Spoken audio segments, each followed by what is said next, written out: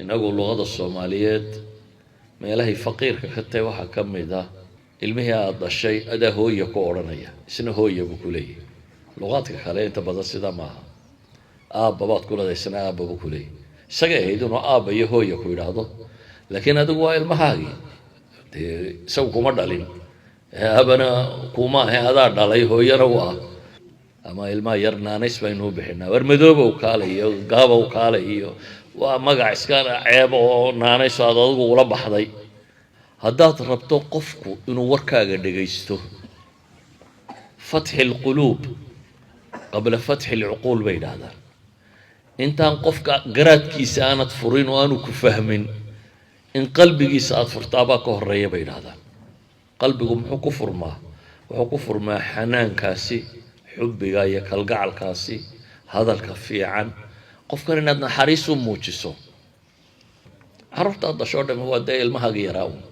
ama ha koro ama iska daayo intuu doonayaa leekaado adiga wuxuu ku yahay ilmo yar ilaa adaa dhalaya laakiin inaga Soomaaliga isna hooyo buu ku leeyahay adna hooyo baad leedahay isna aabba buu ku leeyahay adna aabba baad leedahay ilmahaasi inuu xanaankaaga dareema waxay keenaysaa in dhegtiisu kuu furanto hadda waxaynu wada leenahay ima maqlaan ma joogsaa waxaanu sheega ma qaataan waxa ka horreeya baa la yidhahdaa inuu waxaaga maqlo inuu qalbigiisu kuu furmo أيها الأحبة إن شاء الله تعالى كلمات أنسلي كوب وكصابصا عن قصة اللقمان الحكيم في القرآن يعني كاس اللقمان لا يدهدو إلهي سبحانه وتعالى سورة القرآن وما قعدري قصة ديسة وحكم ده إلهي لقمان وحكوت المامية ولقد آتينا لقمان الحكمة أن اشكر لله ومن يشكر فإنما يشكر لنفسه ومن كفر فإن الله غني حميد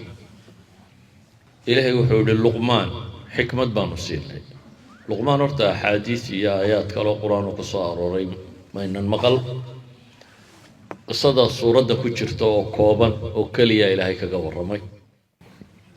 مفسرين تايو ورر بدن بيشيغان لكن ما ها ورر انت بدن نصوصي كسو عرورتي من مدوبوها من هالكدقن بوها من سدان وها من نبي بوها من رجل صالح بوها ور بدن ما لا شيغان لكن هدي وركا وح انو جيران الهي بينو شيغ لها الهي سبحانه وتعالى مغيسي بكو شيغ ان كان لقمان لا يراهدو حكمه من سيبا الهي سبحانه وتعالى حكمة دي والله فسروه وحليلها أن اشكر لله أنت نوع مفسره على مدر هذا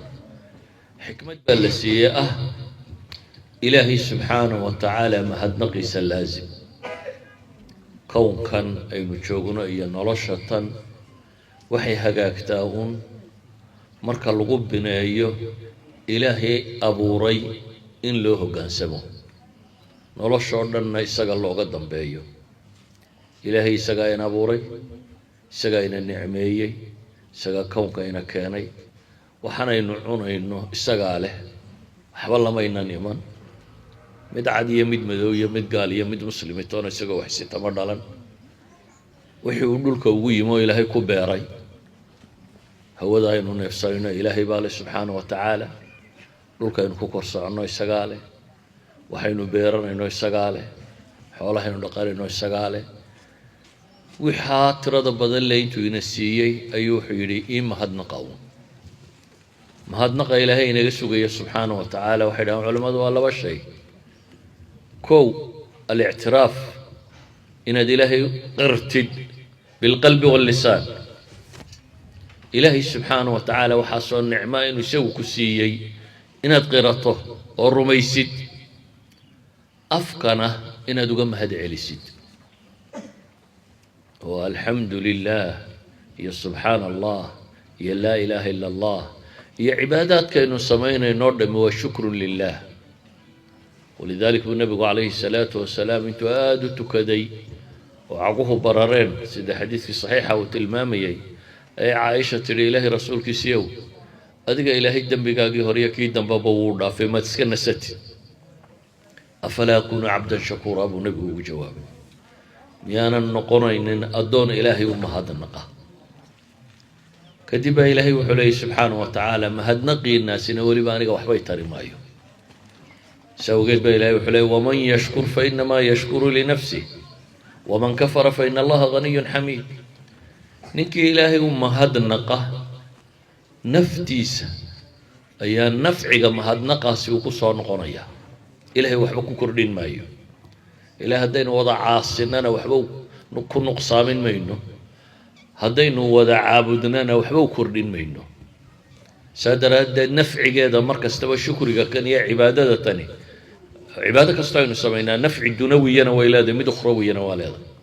مد الدنيا إلهي وقفكو اطمئنان يدقنانشية يحسلوني يا إلهي الراليهانشيسة ينول في عن أيوه هلا مد آخرنا والله هيو أبا المربى إلهي بلن قاضي كلو الجنة وبلادن وبحنيه إلهي مكا وحولي نكي ما هدنقه إساقون بما هدنقي سوان فعيا نكي كفران سماينا الكفران ضد الشكران نكي إلهي وما هدنقي ويا إلهي نعمدي صدفره أما قلبك هكذا فرو إلهي بهبيني أما عربك هكذا فرو إلهي بهو مهدنقي واي أما هاو نغمو سيدي ميدي وحولي يعونا يان عد كلابا وحيدي عونين وهي هذا تسكن ولا طون وإلهي بيرتي سنوات داقيسة إسلام مركانا ما أوجد عدة وحكوسي سيبا واتسكن وشيونا واحد وان طابات سباينيسا عدكستو كفران والنعمة سماي سبا إلهي يري فإن الله غني حميد با إلهي إلهي وغني وكو إذن كده يخطون دمانتين وانا كون مركز الله مهديه وفعاشي سفي عني صفات كيسة ونكسن هي كمال كيسة الغم هديه سبحانه وتعالى آيات داس قصة دي فريتان وطهي لقمان الحكيم إن إلهي حكمة داسي إنه إلهي هد النقوة اللي ينقصوا قوريو قرى وركي نحمري السجا إيا الماء ودلي فصرت قصص بيسوا دورية شيء هي الماء أدور دقادق بوها الماء كان بوها الماء مشكلة بدن بوها السنة وانا ده كلام هارين بالله هذا فصرت قاربا واحد هذا شوان سنة بو مال دكتايو مركو مالو وعديه بحبط بطورة إلا وشوان كيكو مريه بيدا سو وعد يعني مرة ما حيقين إن كستوى الماء دقادق أما سديدي يسقوا إنه وانيو كما حيقين إلهي مركا وحليه وإذ قال لقمان لابنه وهو يعظه يا بني لا تشرك بالله إن الشرك لظلم عظيم آيات أصدقائنا وقل إسدول تاقنه حلقة يابا ما أنت بينينك في اللانت واحد حستابا إلهي ليودتك وغورنته مركو لقمان كيري المهيسي إساقو أوانينيه يا بني wiilyarahaygiiyow ilmahaygiiyow inagu luqada Soomaaliyeed meelahay faqiirka ka tahay waxa kamid ah ilmihi aad dhashay ada hooyo ku oranaya isna hooyo buu ku leeyahay luqadka kale inta badan sida maaha babaad ku leedahay aabba buu ku leeyahay isaga ahayduna aabba iyo hooyo ku yiraahdo laakiin adigu waa ilmahaagi isagu kuma dhalin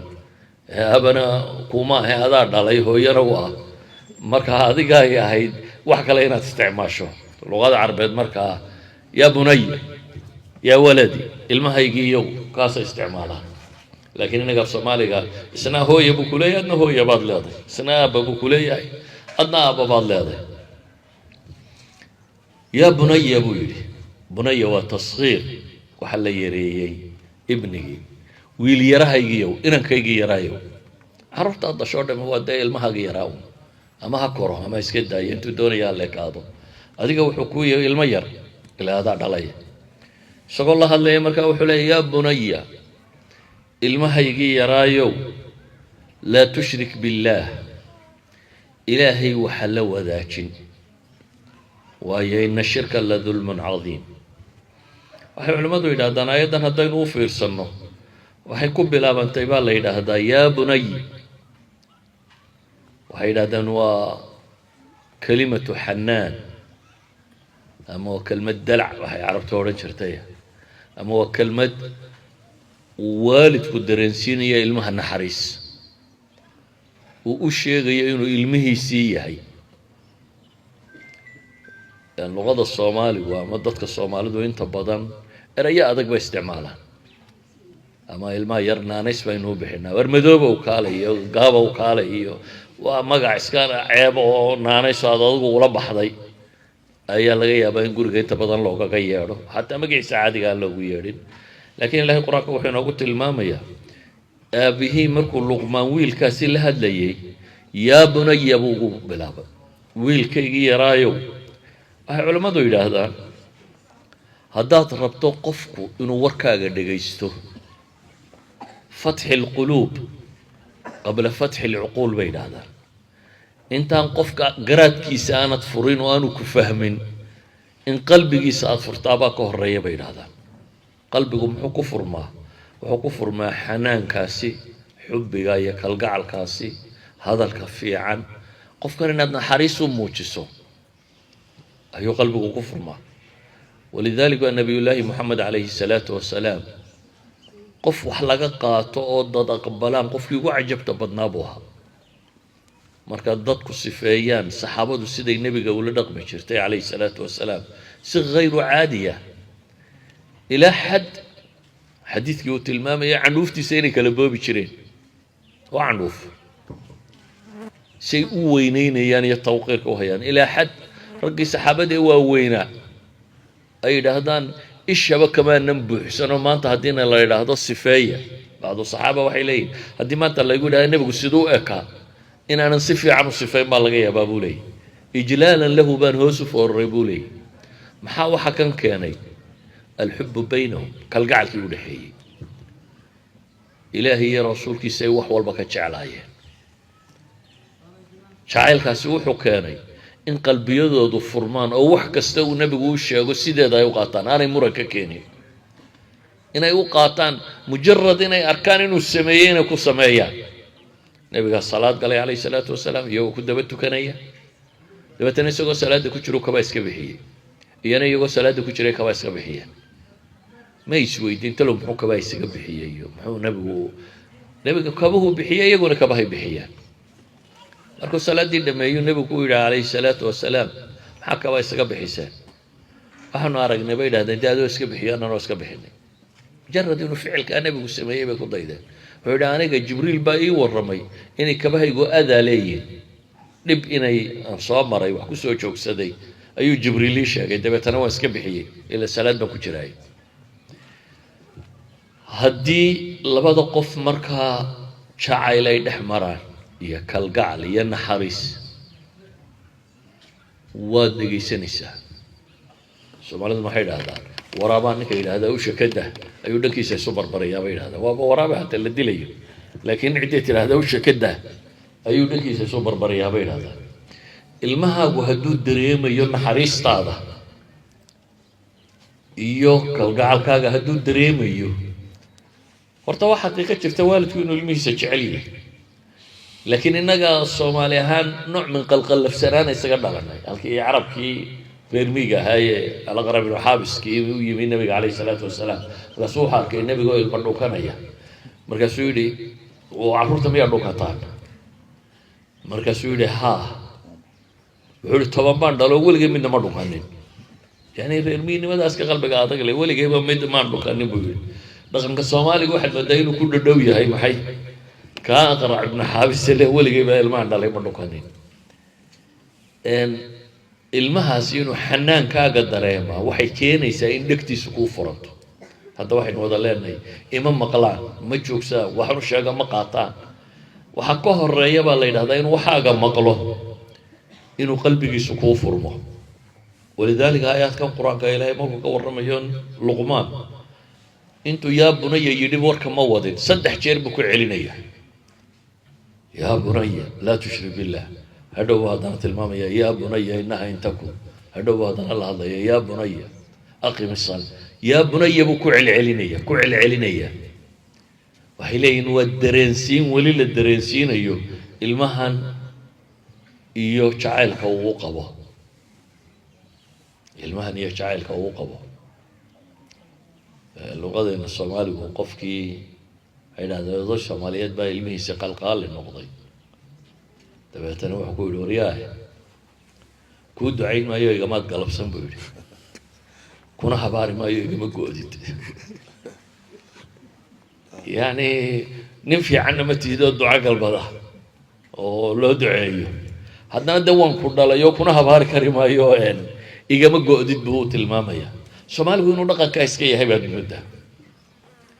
laakiin ilaahay nebi muuse calayhi salaatu wassalaam iyo nebiyullaahi haaruun dadka kii ugu qallafsanaa baa ilaahay u diray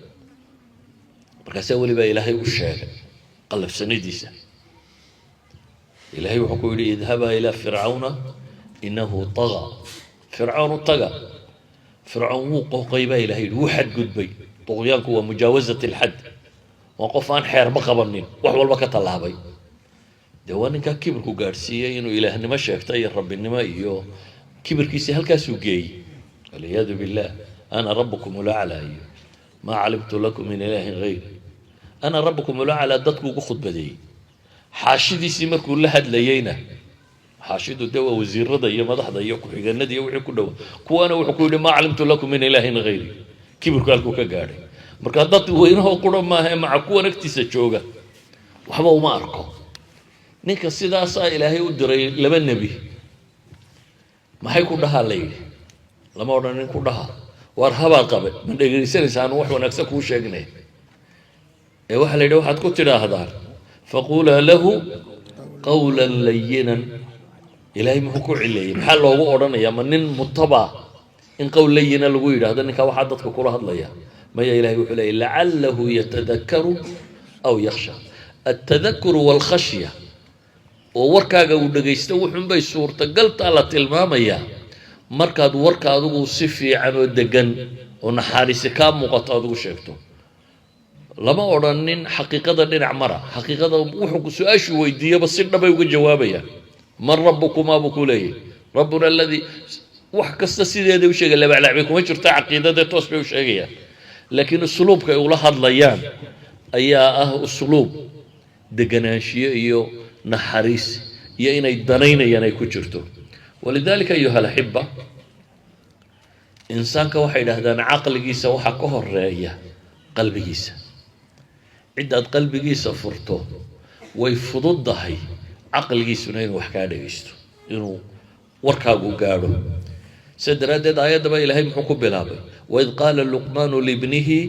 wa huwa yaacidu walxaal huwa yaacidu baa ilaahay yidhi wacdigu waa lilquluub inta badan wacdigu waa dadka ood qalbigooda gelgisho ilaahay xasuusiso aakhire ka baqageliso janno ugu sheegto wacdigu waa kaa wacdigu inta badan lilcuquul maaha qadaaya caqliyo laga wada hadlayo uma badna wacdigu waa inaad qofka kan waaniso ilaahay markaa wuxuu ku bilaabayba luqmaan warkiisii dadka u sheeg wa huwa yacidu walxaal huwa yacidu isagoo wacdinaya qur-aankamana ilaahay markuu dadka la hadlaya waxaa la yidhi yaa ayuha annaas haddii la odhan lahaa yaa ayuha almu'minuuna waa fahmi kari lahayn wacdigu inuu mu'minka galo laakiin ilaahay wuxuu leeya yaa ayuha annaas yaa ayuha annaas waa maxay waa gaalkii waa munaafiqii waa mu'minkii waa dadkii oo dhan baa ilaahay la hadlaya ilaahay dadkoo dhan muxuu ku yidhi qad jaa'atkum mawcidatun min rabbikum wacdi baa xagga alle idinka yimid iyo wa shifaaun lima fi suduur iyo wax qalbiga caafimaadiya iyo wa hudan wa raxmatun lilmu'miniin u ah hanuun iyo naxariisna waa dadka mu'miniinta ah mawcidadu markaa gaal iyo muslimba waa lagu yidhaahdaa qofku diidan iyo qofku ogolba oo loo sheega